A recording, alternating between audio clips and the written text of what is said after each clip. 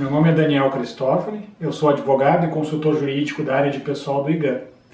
Hoje estou aqui com vocês para conversar sobre um tema importante no que diz respeito ao direito público municipal, o provimento dos cargos públicos.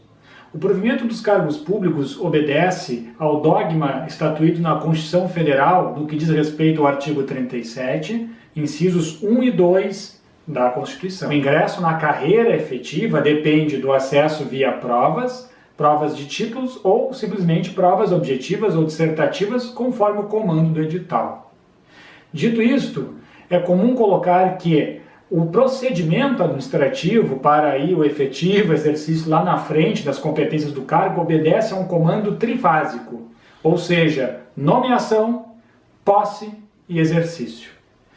E vocês, tanto a administração pública no Executivo, quanto nossas administrações na Câmara, bem como as autarquias, empresas públicas, sociedade de economia mista, devem ter um certo cuidado para que não se percam os prazos previstos na lei municipal. A lei municipal que me refiro é o Estatuto, o Regime Jurídico dos Servidores Públicos. A nomeação depende da convocação do aprovado, ou seja, daquele candidato que logrou êxito, aprovou em primeiro lugar.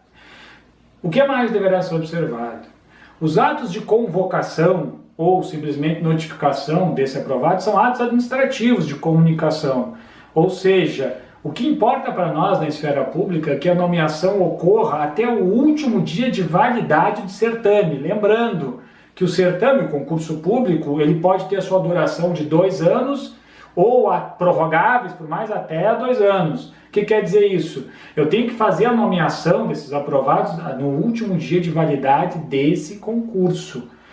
A nomeação tem que ser nesse dia, ou seja, não depende só da convocação. Se a convocação for no último dia e a nomeação no dia seguinte, essa nomeação ela já não tem mais validade. Isso pode trazer imensos prejuízos para a administração, inclusive com ações de danos morais desses candidatos contra o município.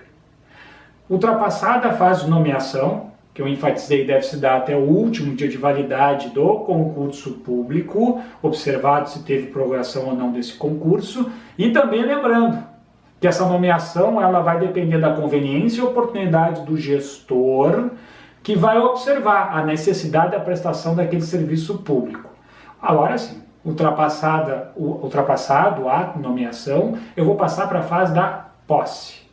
A posse, ela tem prazo estatuído no regime jurídico dos servidores. Posso dar um exemplo, ela pode trabalhar com 15 dias para essa posse. Essa posse, esse ato de posse, ele também pode ser prorrogável. Ele vai ser prorrogável também no prazo estipulado no estatuto. Então pode ser 15 dias prorrogáveis por mais 15 ou 15 dias prorrogáveis por 30. É a lei local que vai me determinar. A posse normalmente é efetivada na esfera administrativa pela assinatura do termo de posse. Feito essa assinatura do termo de posse, eu consigo pular para a terceira e última fase desse ingresso, desse provimento de concurso público em cargo público efetivo. O terceiro ato de provimento é o exercício. O mesmo estatuto, a mesma norma estatutária local que previu o prazo da posse, que previu lá o primeiro termo da nomeação, ele vai me dizer em quanto tempo eu, candidato, agora quase servidor, tenho que entrar em efetivo exercício das atribuições do meu cargo. Novamente, eu posso trabalhar com exemplos, 15 dias, para que eu possa entrar em exercício. Agora, um grande cuidado aqui. Se eu não entrar em exercício nesse ato previsto no estatuto, eu posso sim o quê? Ter tornado essa posse e esse ato anterior de nomeação prejudicados, porque eu não completei a minha trifase, eu não completei o meu elemento terceiro de aprovação. Então, pessoal, cuidado aqui, eu tenho prazos. Eu tenho que fechar o ato aí para exercício nos 15 dias ou até 15 dias, conforme permitido a lei local. Estou usando um exemplo, certo? Se não ocorrer, vai acontecer o quê? Vai acontecer de ser tornada sem efeito ou então exonerado o servidor, no caso prático, né, a portaria de exoneração, sem haver aqui qualquer ato abusivo de autoridade. E para deixar muito claro também, não estou tratando aqui de qualquer aplicação de penalidade. Aqui não existe esfera de regime disciplinar ainda, estamos tratando de provimento de servidor. Então a exoneração que vai ocorrer aqui, ela vai ocorrer sim por um efeito do estatuto, que demanda o quê? Que na inobservância dos requisitos trifásicos de ingresso, eu faça aí a exoneração do meu servidor. Tá correto? Então, o que importa para os nossos departamentos de RH, para os departamentos de pessoal das prefeituras, das câmaras? que eu acompanho os prazos previstos em lei, que eles são repetidos pelo edital, que regulamenta o concurso, já que o edital é um ato administrativo normativo e não pode estar em dissonância da lei, certo? Então os prazos serão os mesmos, deverão sê-los. Então eu atentei que existem prazos de convocação até o último dia de validade do certame, no caso de nomeação, eu, gestor, posso fazê-lo.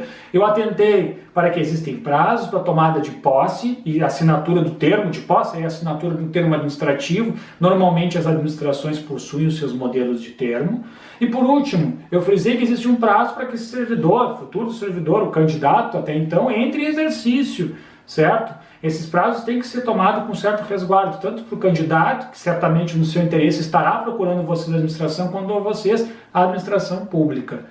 Por fim, eu indiquei a vocês que esses atos de convocação, notificação do candidato aprovado são atos de mera comunicação, atos administrativos. Sim, atos administrativos, pois tem força e tem todos os elementos de um ato administrativo. Porém, tem que ter um certo cuidado, porque esses atos de convocação não garantem os efeitos, os mesmos efeitos da nomeação. Isso estará em seu estatuto. Então, há como fugir disso. Isso pode trazer um prejuízo para o futuro candidato, futuro servidor, se não forem cumpridos esses prazos, essas formalidades legais. Se quiserem saber mais sobre todos esses temas de provimento de cargo público, por favor, consultem a nós no setor de pessoal, nosso e-mail pessoal@igan.com.br, ou através do nosso e-mail de consultas também, registros, igan.igan.com.br. Ficamos à disposição de vocês. Obrigado.